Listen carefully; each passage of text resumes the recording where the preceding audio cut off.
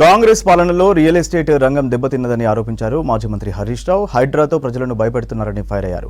ఇతర రాష్ట్రాల వాళ్ళు హైదరాబాద్లో పెట్టుబడులు పెట్టే పరిస్థితి లేకుండా పోయిందని చెప్పారు.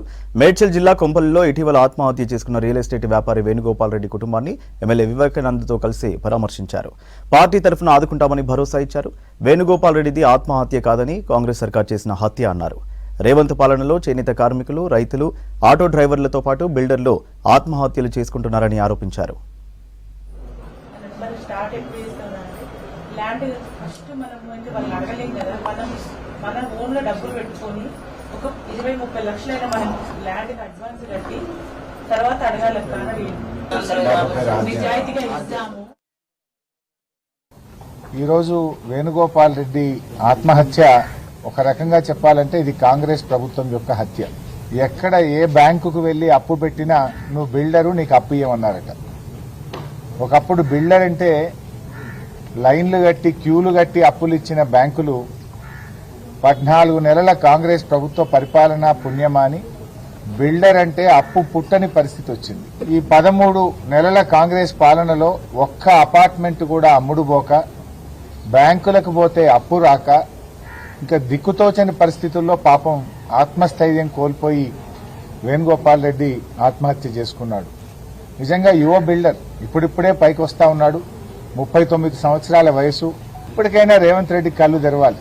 నిజంగా వాళ్ళ కుటుంబ సభ్యులు మాట్లాడుతూ గొప్ప మాట అన్నారు. మా వాడి ప్రాణం పోయింది, ఇంకా మిగతా ప్రాణాలు పోకముందైనా ఇప్పటికైనా రేవంత్ రెడ్డి కళ్ళు తెరిచి మరిన్ని ప్రాణాలు పోకుండా చూడండి అని ఆ కుటుంబ సభ్యులు మాట్లాడుతూ ఉన్నారు. ఇవాళ రాష్ట్రంలో ఏమైపోయిందంటే 14 నెలల కాంగ్రెస్ పాలనలో రైతుల ఆత్మహత్యలు, చేనేత కార్మికుల ఆత్మహత్యలు, ఆటో డ్రైవర్ల ఆత్మహత్యలు, చివరికి బిల్డర్లు కూడా ఆత్మహత్యలు చేసుకునే పరిస్థితి వచ్చింది.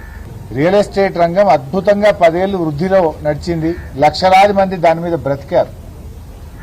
కానీ కాంగ్రెస్ పాలనలో అనాలోచిత నిర్ణయాలు. ఇప్పటికైనా రేవంత్ రెడ్డి గారు బేషిజాలకు పోకుండా ఈ హైడ్రా దుకాణాలు బంద్ చేయండి.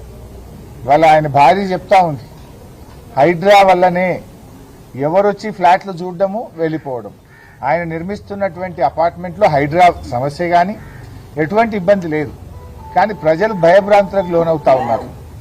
వచ్చి చూసిన వాళ్ళు ఎవరు కూడా ఫ్లాట్లు కొనడానికి ముందుకు రాకపోవడం, 13-14 నెలల్లో ఒక్క ఫ్లాట్ కూడా అమ్మకపోవడం, చేసిన అప్పులకు మిట్టీలు కట్టలేకపోవడం, బ్యాంకుల్లో లోన్లు రాకపోవడం, భవిష్యత్తు ఆగమ్య గోచరంగా ఉండడం, ఇప్పట్లో ఈ రంగం బాగుపడుతుందా, నా అపార్ట్మెంట్ అమ్ముతుందా అనే నమ్మకం ఆయన కుదరకపోవడం వల్ల చివరికి ప్రాణాల మీదకి వచ్చింది.